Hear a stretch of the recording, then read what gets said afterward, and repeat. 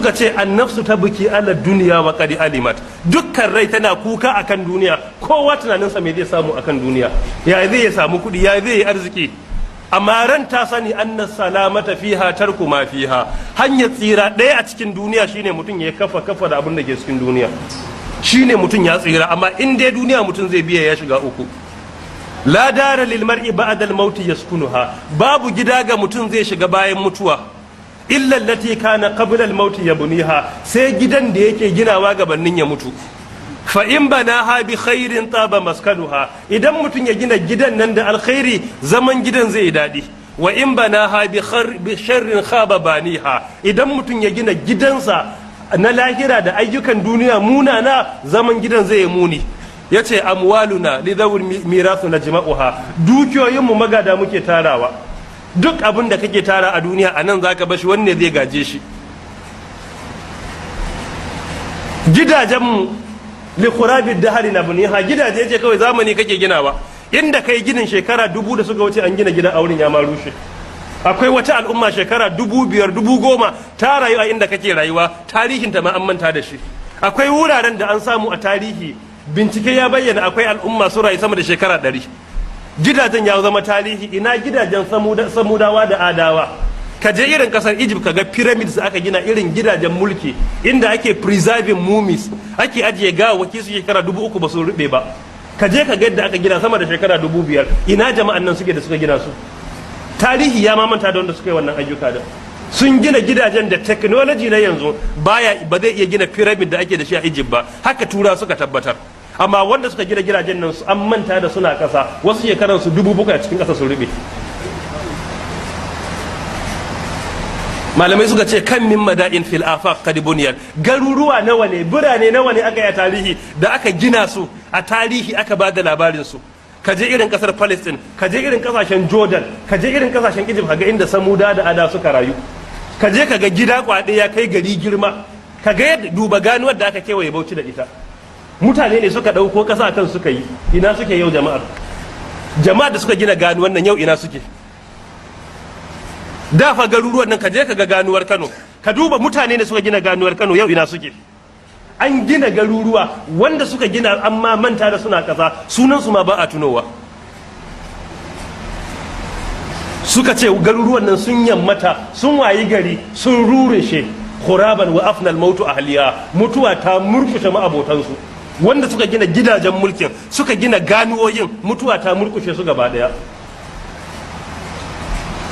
suka ce almar'u yabsutuha, shi dan adam iya nan iya ta shimfiɗa duniya, wadda har ya ƙabiduha, in ka shimfiɗa ka wuce sai zamani ya zo ya naɗe ta, sai a rusa gidan, sai a yi sabon gini a wurin. kullum ana rusa ginin ƙasa ne, ana yin na bulok, sai a gina gida yanzu wanda kai numfashi kamar zai amsa. da mulki shine a yi ginin ƙasa, a yi ginin ƙasa, a yi soro, har upstairs ake na soro, yau ina yake? shine dan adam zai shimfiɗa ƙasa ya mulki ya ji daɗi, amma zamani zai naɗe ta. ran mutum yana nan yana ta baza buri, yana ta buri, shekara kaza mai zuwa, shekara kaza, wane iya jiran mulki 2015, wane 2019, wane 2023, wane 2027, wane 2031, ana ta buri. wal mautu ya tsuwiha, mutuwa na nan, kana cikin buri wuf sai ka ji an ɗauki mutum babu labarinsa. yanzu za ka rabu da mutum, gobe sai a ce fa sai ka ga text ana gayyatan ka jana'izan wani mai faru, wallahi ya rasu. hatsari ne ba hatsari, haka kawai aka yi musallan tarawih da shi shiga gida ya rasu. shine dan adam iya nan yana ta baza buri, mutuwa na nan tana jiransa, daga lokaci yayi wuf sai ka ji babu mutum. ina wanda suka gina ganuwar Bauchi suke? ina su Yakubun Bauchi suke? Allah ya ji kansa.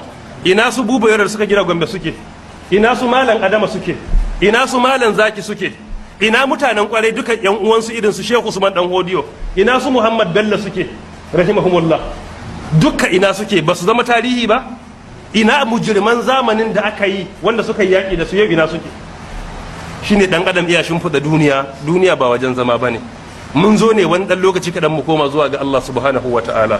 wutan nan tabbas ne yaƙini ne, kuma ko musulmi ya sabi Allah yana iya shiga wuta ba sai kafuri ba. don haka dole ne mu ɗauki izina, mu gyara alaka tsakaninmu da Allah subhanahu wataala. tashin kiyama yana nan tabbas babu kokonto, mutuwarka shine kiyamarka. Usman bin Affan radiyallahu anhu ya ce kullu man mata kamat qiyamatuhu, dukkan wanda ya mutu kiyamarsa ta riga ta tsaya, don kana mutuwa al'amari ya riga ya kare, ba wani labari, ka tafi can madakada kana jiran mutane. Shi yasa yake cewa alqabru awwalu manzilin min manazil al-akhirah, kabari shine masaukin farko a cikin masaukan lahira. Fa inna jaminhu ma ba'dahu aisar, idan mutum ya tsira daga kabari abinda zai zo bayan sa yafi komai sauki. Fa in lam yanju minhu ma ba'dahu ashaddu, idan mutum bai kai labari a kabari ba to fitina na bayan wannan, akwai bala'i a filin kiyama na jiran sa. Fa in tanju minha tanju min dhi azimatin wa illa fa inni la ikhaluka najiya. سبحانك اللهم وبحمدك أشهد أن لا إله إلا أنت أستغفرك وأتوب إليك والسلام عليكم ورحمة الله وبركاته والله تعالى أعلم هذا هو ما عندي وبالله التوفيق.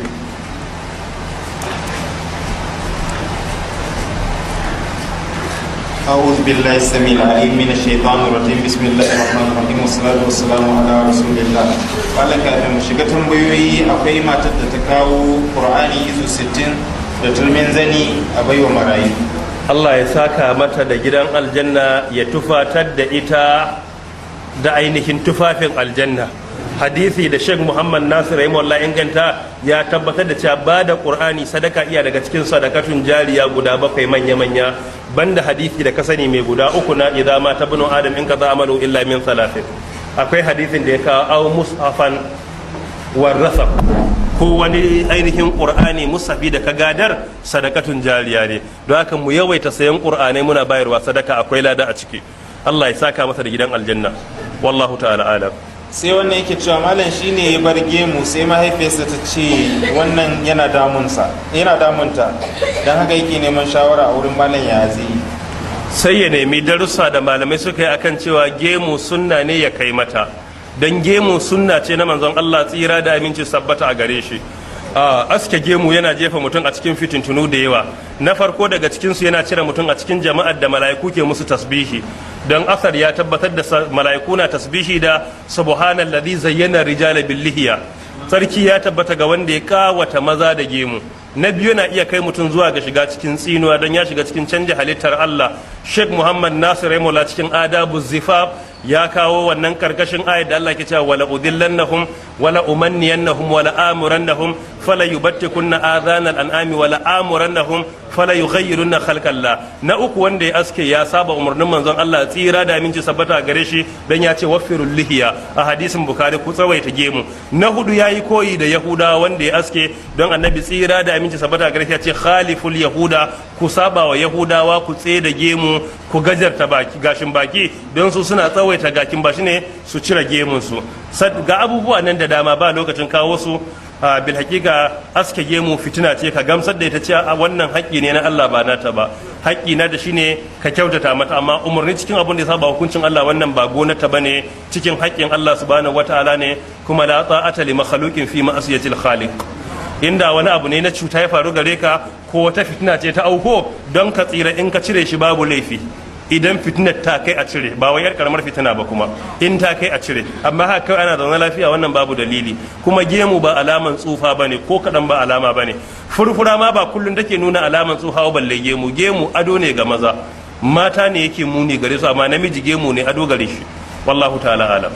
Sai a bisa ga dukkan alamu wannan wani yaro ne ya aiko yake cewa malam idan ya dawo gida ya samu mahaifiyarsa da kishiyanta suna fada, shin zai iya shiga ya taya mahaifiyarsa?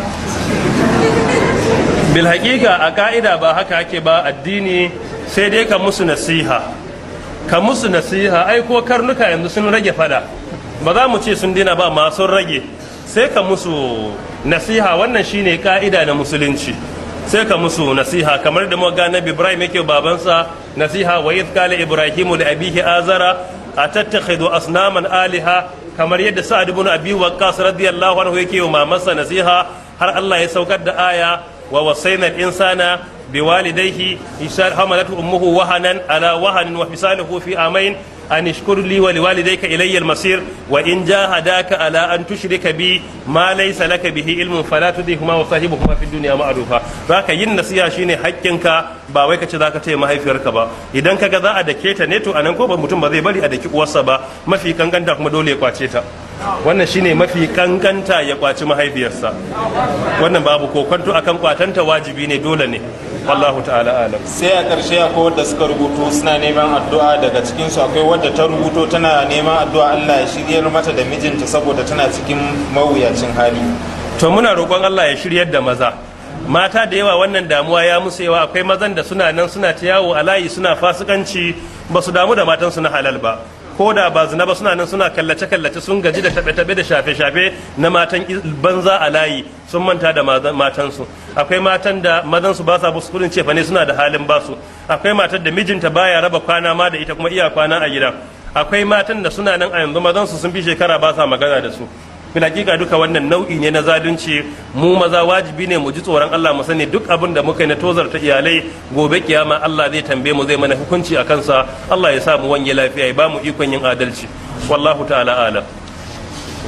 To Allahumma salli ala Muhammad wa ala ali Muhammad kama sallaita ala Ibrahim wa barik ala Muhammad wa ala ali Muhammad kama barakta ala Ibrahim wa ala ali Ibrahim innaka Hamidul Majid. Wassalamu alaikum wa rahmatullahi wa barakatuh. Wallahu ta'ala alam. هذا هو ما عندي وبالله التوفيق.